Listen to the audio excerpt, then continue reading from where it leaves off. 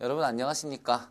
자, 증권투자 상담사 첫 시간입니다. 여러분 아마 저를 이렇게 인터넷 강의를 처음 보게 될 거예요. 그죠? 처음 보시게 될 것 같은데 이 강의는요, 여러분들이 이제 아마도 그 증권 이 관련 자격증에서 여러 가지 자격증을 따시려고 지금 목표를 잡고 계실 거예요. 그리고 그 첫 번째 과목으로 이제 첫 번째 시험으로 증권투자 상담사를 택하셨을 텐데요. 굉장히 잘하신 거예요. 예. 우리가 이제 이 증권 3대 자격증 뭐 이렇게 얘기를 하지만, 사실 가장 기본이 되는 게 바로 증권투자 상담사입니다. 간혹 시험 일정 때문에 다른 걸 먼저 따신 다음에 이걸 공부하시는 분이 있는데, 그러면 물론 이제 다른 어려운 걸 먼저 따고 이걸 따게 되면 좀 쉬운 면은 있지만, 그 시험에 합격하기가 힘들죠. 그러니까, 난 이상하게 파생해서 계속 떨어지고 있다. 그러신 분들은 증권투자 상담사를 먼저 따시는 게 원칙이에요. 예. 일단은 합격률이 다른 시험에 비해서 다소, 완전히 높진 않아요. 다소 높고, 그 다음에 이거를 여기서 공부한 내용이 다른 시험에서 아주 중요한 기본적인 내용이 되기 때문에 여러분들이 이걸 먼저 따시고 난 다음에 다른 과목에, 다른 시험에 응시하는 것이 정석이다라는 말씀을 드리고 싶고요.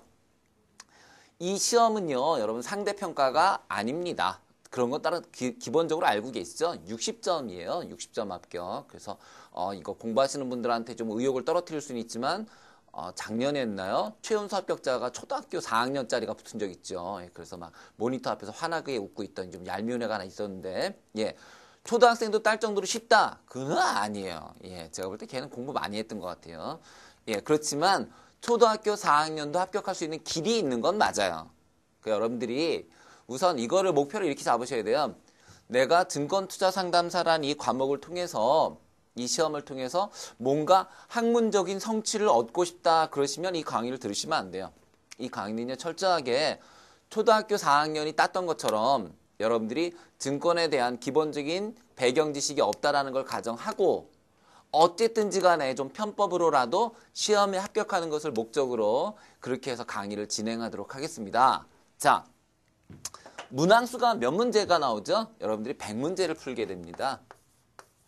예, 100문제를 풀어서 곱하기 1점씩 해서 100점 만점에서 합격은 몇 점을 받아야 합격이냐면 70점이요. 아니죠. 60점 합격이에요. 100점 만점에 60점 이상만 받게 되면 합격하는 절대평가 방식이고요. 이게 과목이 4과목으로 되어 있습니다. 1과목, 2과목, 3과목, 4과목. 각각에서 있잖아요. 이 4과목 중에서 과락이 나오면 안 됩니다. 과락은 40점이에요. 과락은 40점이고 문항수는요. 문항 배정수는 어떻게 돼 있냐면은 얘가 20개. 1과목이 20개, 얘가 25개, 얘가 25개, 얘가 30개. 이렇게 해서 총 100개로 구성이 되어 있습니다. 자, 그러면 이렇게 4과목 중에서 수험생들이 가장 어려워하고 만약에 떨어진다면 뭐 때문에 떨어지느냐? 제일 억울한 게 59점 불합격이에요. 없을 것 같죠? 굉장히 많고요. 59점 불합격이 굉장히 많고 60점이나 61점 합격이 굉장히 많아요. 그래서 여러분들이 나는 100점이 목표다 그러시면 안 돼요. 그러실 필요가 전혀 없어요. 여러분들 목표는 60점 합격이니까 70점 정도 맞아서 합격하겠다. 이게 제일 똑똑한 거예요. 70점 정도 맞았다 그러면 어느 정도 학습량은 돼 있는 거고 굳이 너무 무리해서 80점, 90점 맞지 않은 걸로 봐서는 학습량이 그다지 많은 건 아니거든요. 그러니까 이게 제일 현명한 겁니다. 그러면 우리가 70점을 맞기 위해서는 이 과목을 어떻게 해야 되느냐? 뭐가 제일 문제가 되느냐? 1과목이겠죠. 그죠? 어려우니까. 아니에요. 여러분 이거예요. 이거예요. 얘가 여러분들 아마 가장 괴롭힐 거예요. 구성을 잠깐만 설명을 해드릴게요. 자, 얘는 기본적인 내용이 나와 있어요. 그래서 주로 이제 분석이다 보시면 됩니다. 분석.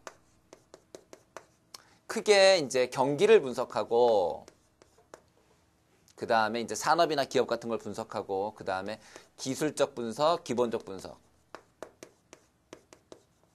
이런 분석이 들어가고요. 그 다음에 2장은요, 시장이다 보시면 돼요. 시장. 그래서 유가증권 시장, 코스닥 시장 이런 거 공부하는 데가 바로 2장이고요. 3장에 가게 되면 상품입니다. 상품. 그래서 여러분들이 여러 가지 금융 상품들을 배워요. 은행에서는 어떤 것들을 팔고 있고 증권회사에서는 어떤 것들을 팔고 있다. 그걸 배우게 되고 마지막 4과목이 바로 법규예요. 그래서 여러분들은 이런 네 가지를 배운다 생각하시면 됩니다. 이런 네 가지를 분석, 시장, 상품, 법규. 근데 이 중에서 법규가 가장 어렵습니다. 법규가 어려운 이유는 내용이 어려운 게 아니라 일단 기본적으로 이 시험을 공부하시는 분들의 상당수가 증권 유관기관에 계신 분들이 아니죠. 그렇죠. 지금 이 강좌를 들으시는 분들 중에서 증권사에 계신 분이 계신가요? 없죠.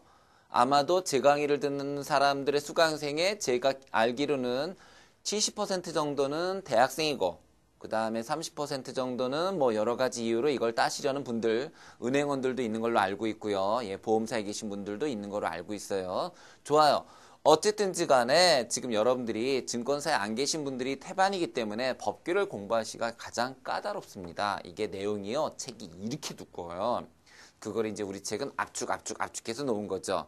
근데 너무 압축하다 보니까 좀 이제 빠진 부분들도 있어요. 그래서 저한테 질문하시는 분들 중에 많은 질문이 이런 내용이에요. 그냥 강의 안 듣고 책만 봐서는 안 되나요? 뭐 우리 출판에서 나온 건데 그러면 안 된다고 말할 수는 없지만 여러분들이 안전하게 합격하기 위해서는 강의를 들으시는 게 좋습니다.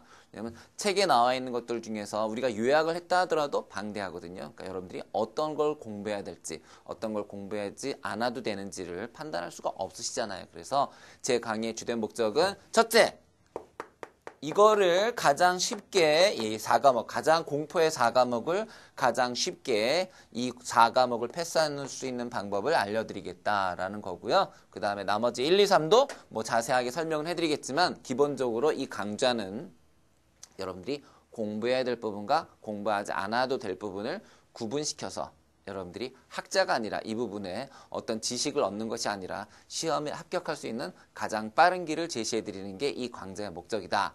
이렇게 보시면 됩니다. 되셨죠?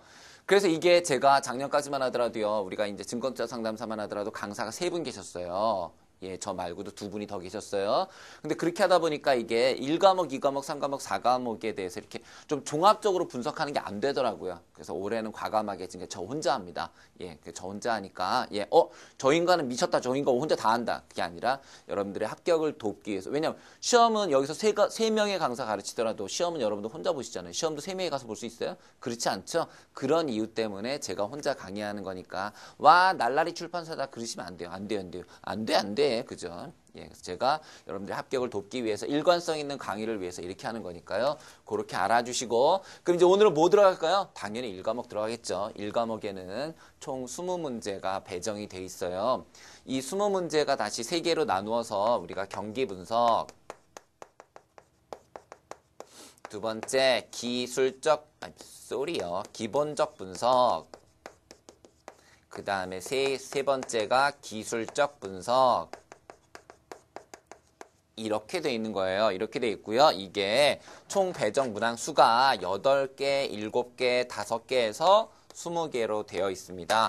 그럼 여러분들이 제일 열심히 보셔야 될 건 뭐다? 경기 분석이다. 그렇다. 이게 제일 어렵다. 그 다음에 요게 7문제. 얘가 제일 약하다. 이렇게 보시면 되는데요. 예, 그래서 여러분들 잘 됐어요. 왜냐하면 여러분들이 지금 제일 집중도가 높을 때가 바로 이 부분, 이때 할 때니까, 첫 시간일 때니까, 이때 좀 어렵고 출제 비중이 많은 경기 분석을 진행하도록 하겠습니다. 자, 8문제나 나옵니다, 여러분. 여러분 합격에 제일 중요한 첫 번째 단추를 잘 끼우시기 바랍니다. 자, 여러분들 교재 보시고요.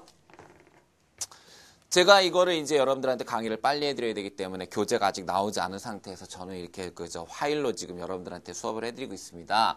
와, 저거 아이패드에도 들어가나 보다. 저도 주세요. 그러시면 안 돼요. 이건 이제 회사용 원고를 제가 이렇게 아이패드에다 넣어서 여러분들한테 책이 나오기도 전에 먼저 설명을 해드리고 있는 겁니다. 자, 경기 변동의 이해부터 가보도록 할게요. 자, 1장 해서 경기 변동의 이해라고 나와 있죠. 자, 경기의의가 나와 있습니다. 경기란 국민경제 전반적인 경제활동 수준을 말하는 것으로서 다양한 경제 변수인 각 부분들의 활동들을 종합한 것을 말한다. 줄칠 필요 없어요. 제가 줄칠 필요 없어요. 그런데 줄치시면 안 돼요. 공부하실 필요 없다는 내용 얘기예요. 자, 경기 변동의 원인 굉장히 중요해요. 요거는 굉장히 중요해요. 자, 2번 원인 봅시다. 그러면 도대체 이게 무슨 말이냐면은요. 우리가 경기라는 게 있고요. 경기가 변동됩니다. 이거 어렵게 생각하실 필요 없어요. 여러분들도 경기 변동 다 알고 있어요. 헐, 전 몰라요. 뭘 몰라요.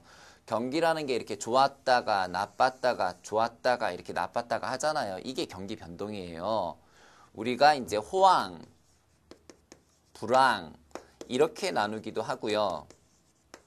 호황과 불황으로 나누기도 하고 혹은 확장과 수축이라는 말을 쓰기도 해요. 어쨌든지 이런 것들이 이제 경기의 국면이거든요. 그죠?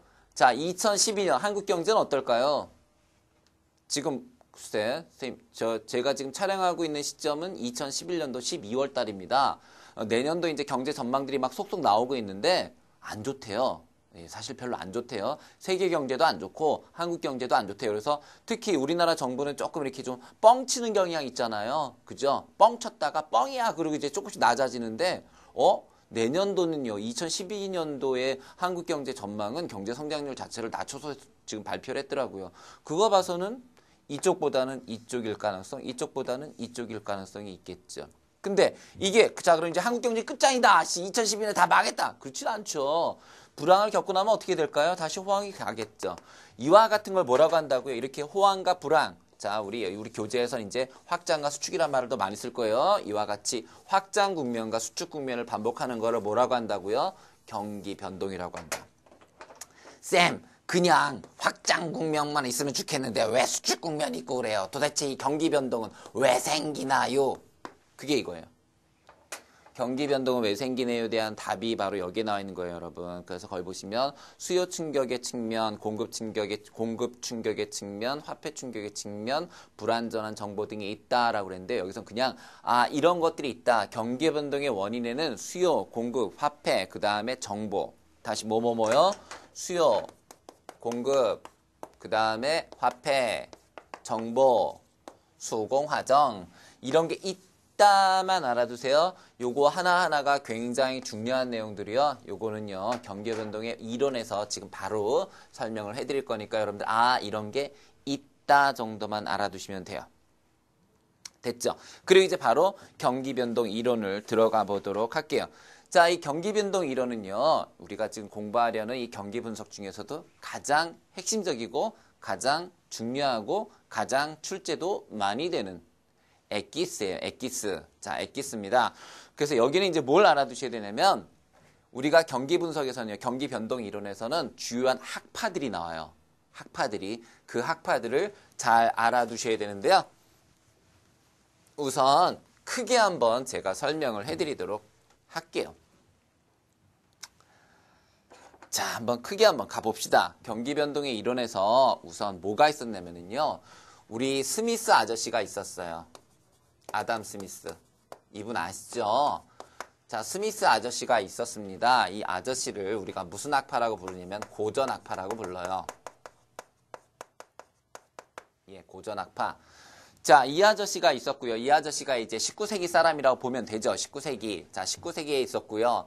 자, 이 아저씨 다음에 이 고전 학파가 쭉 이어져 오다가 누구에 가서 이게 바뀌냐면은 케인즈라는 사람에 의해서 바뀌게 됩니다. 케인즈에 의해서 바뀌어요. 우리가 이래서 케인즈 학파라고 하지요. 여러분들이 학교 다닐 때는 이제 수정자본주의 이렇게 배운 게 있을 거예요. 뭐 산업자본주의, 수정자본주의 이렇게 배웠을 텐데 학파 이름으로는 고전 학파, 케인즈 학파 이렇게 부릅니다.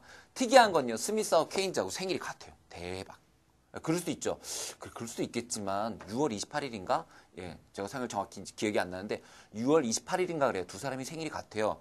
연도는 한 200년이 차이가 나는데 생일이 같아요. 그래서 제 생각에는 스미스가 지가 죽고 나니까 얘 생각대로 안 됐잖아요. 그죠? 사람들이 합리적이지도 않고 잘 안 됐죠. 그래서 지가 좀 쪽팔려가지고 다시 케인즈로 환생한 게 아닌가라는 쓸데없는 생각을 해봤는데 자, 그 다음에 이제 케인즈다 하면 어디로 가냐면요. 이 스미스하고 케인즈를 섞어놓은 듯한 애들이 등장합니다. 이제 걔네들이 바로 통화주의 학파예요. 통화주의 학파. 그래서 이제 이거에 반대하는 애들이 등장하기 시작하는데요. 그게 이제 통화주의 학파가 됩니다. 그래서 통화주의 학파는 대표적인 사람이 프리드만이라는 사람이 있고요. 프리드만이라는